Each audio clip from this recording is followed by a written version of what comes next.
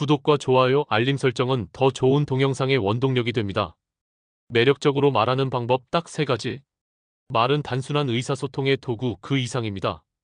우리의 감정, 생각, 신념, 그리고 심지어 우리의 성격까지도 말 한마디에 담겨 있기 때문에 어떻게 말하느냐에 따라 사람들에게 강한 인상을 남기기도 하고 반대로 불쾌감을 줄 수도 있습니다.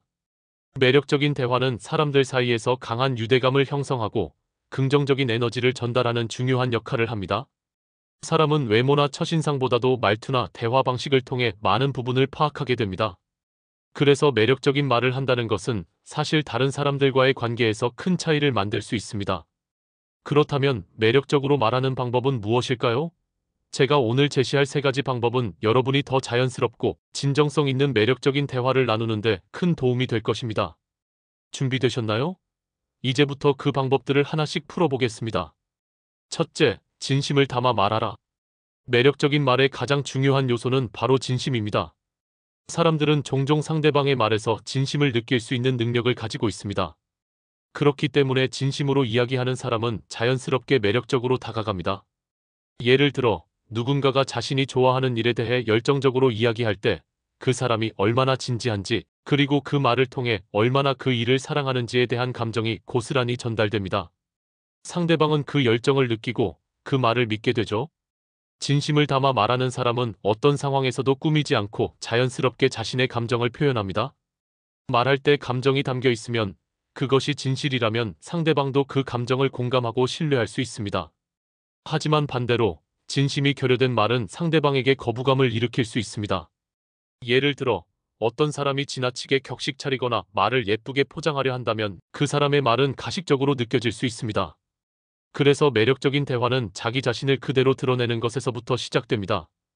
진심을 담아 말하는 것은 쉬운 일이 아닙니다. 대부분의 사람들이 자주 경험하는 실수는 다른 사람에게 어떻게 보일지를 너무 신경 써서 자신이 진정으로 느끼는 감정을 숨기려고 한다는 것입니다.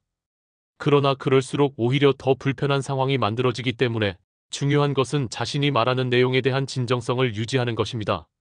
솔직하게 말하되 타인을 배려하는 방식으로 전달하는 것이 바로 매력적인 대화의 핵심입니다. 여기서 중요한 것은 배려입니다. 진심을 담아 말한다고 해서 자기 감정을 무조건 드러내는 것만이 능사는 아닙니다. 상대방의 상황이나 기분을 고려하지 않고 자기 감정만을 표현한다면 그것은 이기적인 말이 될 수 있습니다. 따라서 진심을 전하려면 상대방의 입장과 감정을 이해하는 태도가 동반되어야 합니다. 이는 신뢰를 쌓는 중요한 요소이며 매력적인 대화를 만들어냅니다. 진심을 담아 말하는 것은 상대방에게 신뢰를 주고 그 사람과의 관계를 깊게 만듭니다. 하지만 진심을 전달하는 일이 항상 쉬운 것은 아닙니다. 특히 상대방이 불편하거나 마음에 들지 않는 상황에서 진심을 말하는 것이 어려울 수 있습니다. 그럴 때도 정직함을 유지하는 것이 중요합니다. 예를 들어, 회사에서 동료가 잘못한 일을 했을 때 그 부분에 대해 걱정이 돼요. 다시 한번 검토해보는 게 좋겠어요 라고 말할 수 있습니다. 이때 중요한 점은 비판이 아니라 해결을 제시하는 방식으로 접근하는 것입니다. 진심을 담아 말하는 것은 상대방을 이해하려는 마음에서 비롯됩니다. 사람들은 자신의 생각이나 감정을 공유할 때 그 의견이 경청받고 있다는 느낌을 받을 때 더 개방적이 됩니다. 예를 들어, 여러분이 상대방이 어떤 어려운 결정을 내릴 때 그 사람의 입장에서 고민하고 있다는 점을 보여줄 수 있다면 그 사람은 당신에게 감정적으로 더 연결될 수 있습니다. 그 상황에서 내가 너의 입장이었으면 정말 힘들었을 것 같아라는 말은 상대방에게 큰 위로가 될 수 있습니다. 또한 진심을 전할 때 자기 표현의 방법도 중요합니다. 단순히 말을 잘 꾸미려고 하는 것이 아니라 자신의 내면의 생각과 감정을 진솔하게 표현하는 것이 중요합니다. 예를 들어, 저는 이렇게 느끼고 있어요. 혹은 저는 이렇게 생각해요라는 표현은 자신을 솔직하게 드러낼 수 있는 좋은 방법입니다. 이런 방식은 자신의 내면을 공유하면서도 상대방이 당신을 존중하고 더 이해할 수 있도록 도와줍니다. 진심을 전하는 과정에서는 말의 톤도 중요한 역할을 합니다. 말투나 음성의 높낮이, 그리고 말의 속도 등은 감정을 표현하는 데 큰 영향을 미칩니다. 예를 들어, 감정이 담긴 말을 전할 때는 상대방이 감정을 이해할 수 있도록 느리게 말하거나 부드러운 톤을 사용하는 것이 좋습니다. 이는 상대방이 말에 담긴 감정을 좀 더 쉽게 이해할 수 있게 도와주며 대화의 분위기를 부드럽게 만듭니다. 앞서 이야기한 것처럼 진심을 담아 말하는 것은 사람들과의 관계에서 매우 중요한 요소입니다. 그러나 진심을 표현하는 일이 항상 쉽지만은 않습니다. 특히 상대방의 감정에 신경을 써야 하는 경우라면 더욱 신중을 기해야 합니다. 예를 들어, 친구가 힘든 일을 겪고 있을 때 그 사람에게 위로의 말을 건네려면 그 사람의 감정을 섬세하게 다루어야 합니다. 이때 중요한 것은 말을 꺼내는 방식과 표현의 선택입니다. 진심을 전할 때 유용한 표현 방법 중 하나는 직접적이고 간결한 말입니다. 때로는 말이 길어지거나 복잡해지면 진심이 담긴 말도 전달되기 어려울 수 있습니다. 너가 힘든 시간을 겪고 있다는 걸 알고 있어.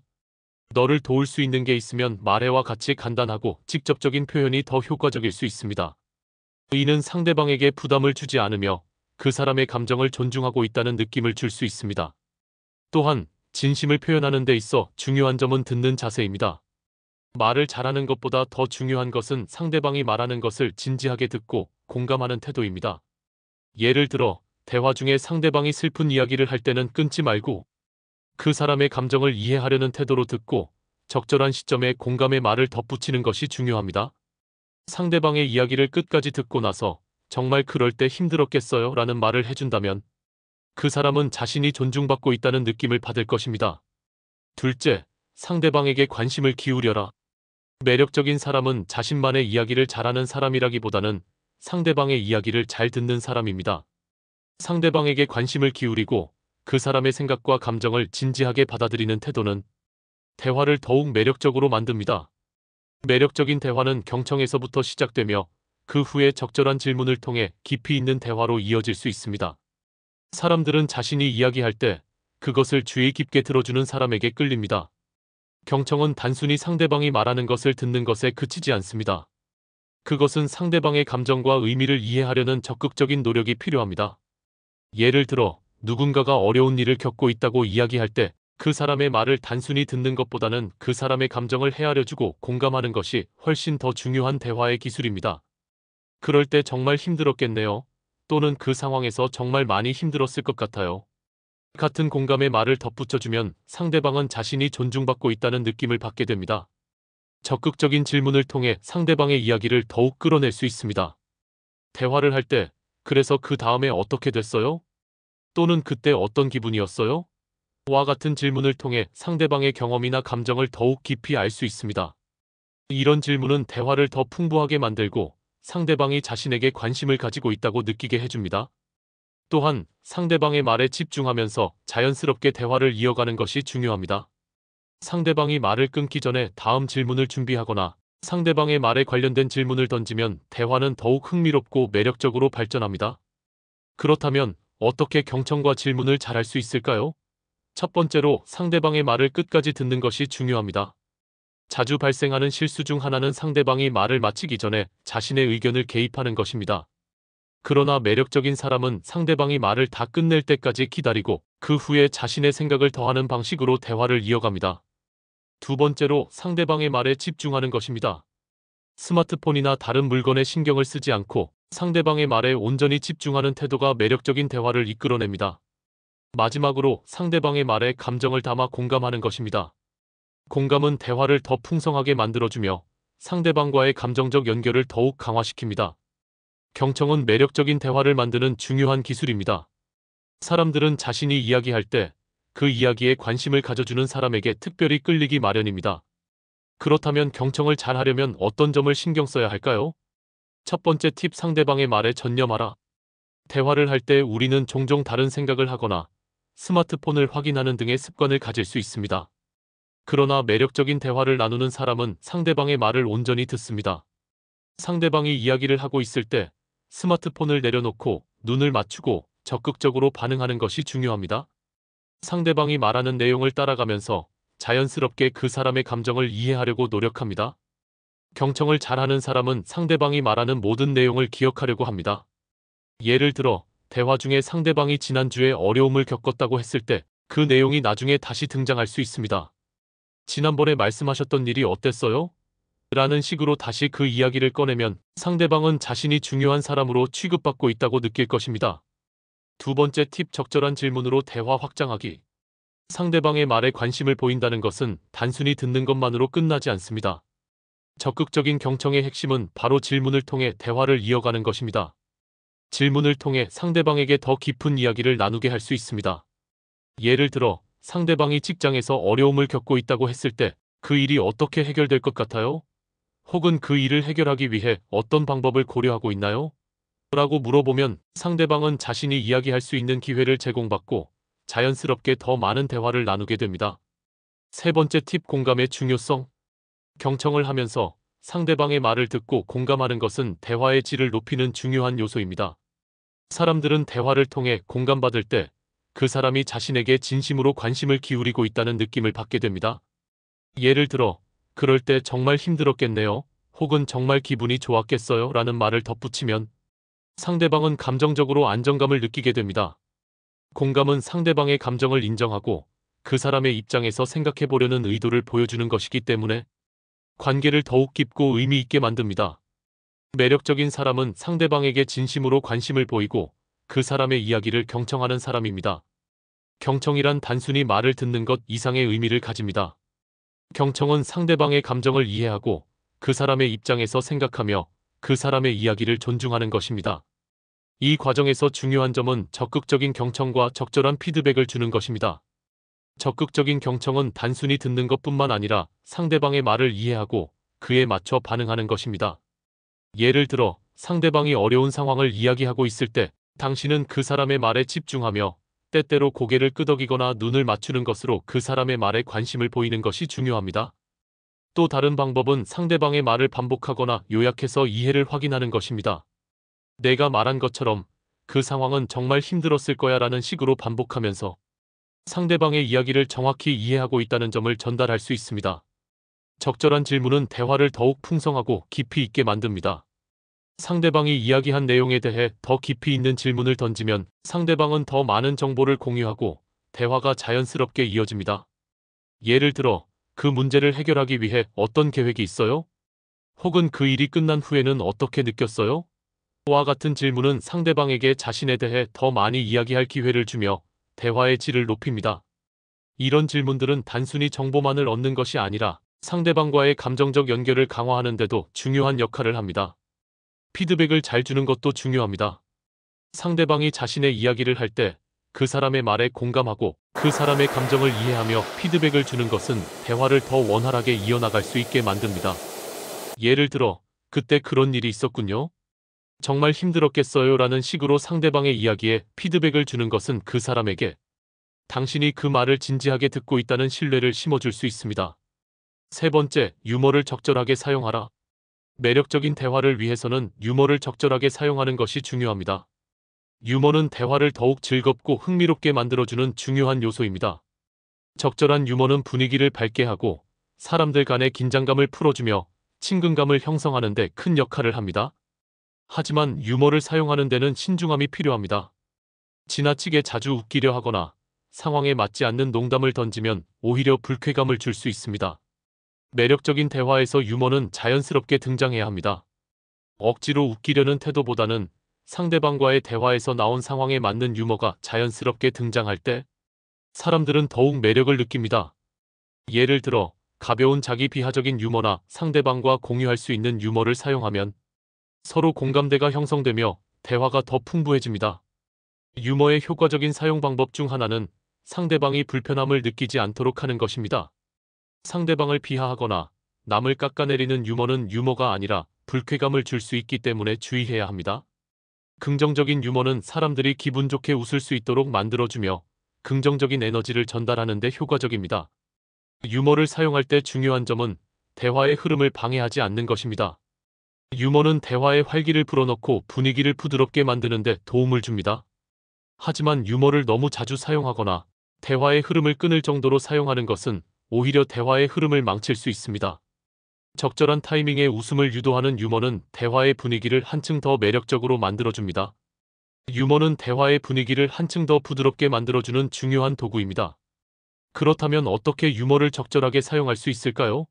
유머를 잘 활용하면 대화가 더욱 즐겁고 매력적으로 변하지만 잘못 사용할 경우 오히려 상황을 어색하게 만들 수 있기 때문에 신중해야 합니다.